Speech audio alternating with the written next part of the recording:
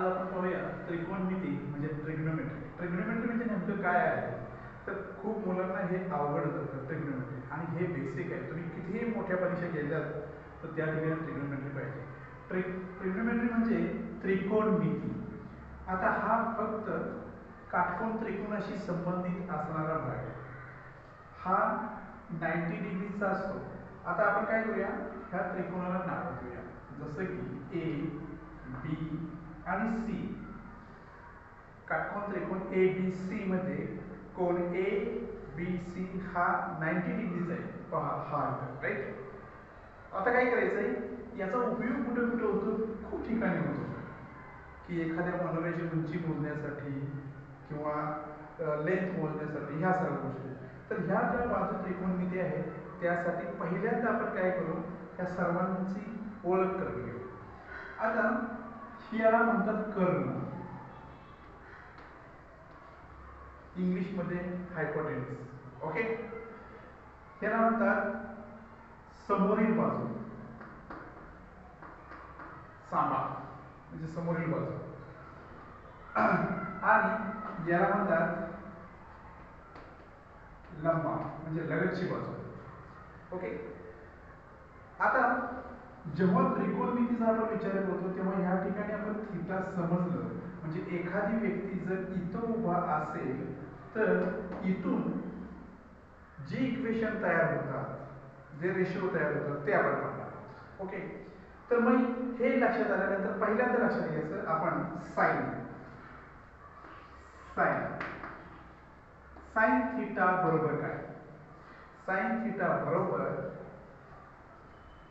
समजा राम इथं उभा राहिला तर त्याला समोर काय दिसणार आहे, समोरची बाजू, म्हणून समोरील बाजू, आणि छेद आकाशाकडे बघितलं काय दिसणार आहे, कर्ण, म्हणजे opposite side divide by हायपोटेन्यूस.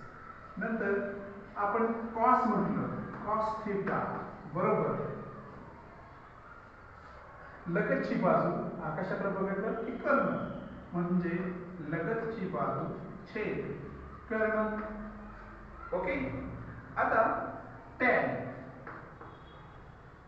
Theta बरोबर काय, तर टॅन थीटा म्हणजे याच्यातून आकाश उडून जातं असं आपण काही धरलं तर समोरील बाजू छेद लगतची बाजू, बरोबर. मग हे तीन इक्वेशन लक्षात कशी ठेवायची, तर त्यासाठी मी एक वाक्य बनवलं आहे. असा सकाळी लखलखणारा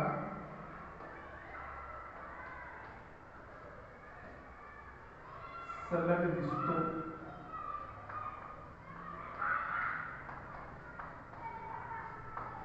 बस हे वाक्य लक्षात ठेवा. तुमचं त्रिकोणमितीचं हे काही जमली म्हणून नाही. सकाळी लखलखणारा सलग दिसतो याचा अर्थ असा, सक म्हणजे साइन, बघा समोरील बाजू छेद कर्ण, समोरील बाजू छेद कर्ण. लग म्हणजे कॉस, बघा लगतची बाजू छेद कर्ण. ओके.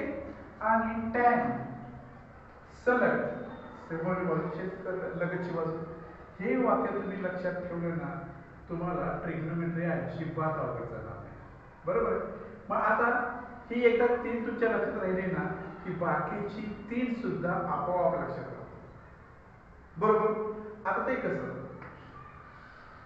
तर आपण बघूया. साइनच्या विरुद्ध येतो कोसेक. असं उलट करायचं. उलट म्हणजे नेमकं कसं, तर कर्ण वरती घ्यायचा आहे आणि समोरील बाजू खाली, म्हणजे कर्ण छेद समोरील बाजू. नंतर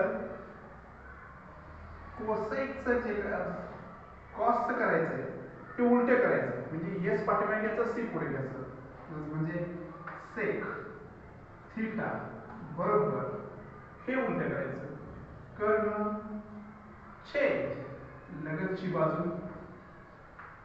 आणि आपण टॅनचं करायचं cot, COT, cot theta is equal to लगतची बाजू छेद समोरील बाजू. आलं लक्षात? हे 3 लक्षात ठेवले की आपोआप ही तुमच्या लक्षात येते. ठीक आहे. आता आपण बघणार आहोत की त्यांचं व्हॅल्युएशन. ठीक आहे. पण हे रिपीट वारंवार पहा जेणेकरून तुमच्या लक्षात राहील. ओके. थँक्यू.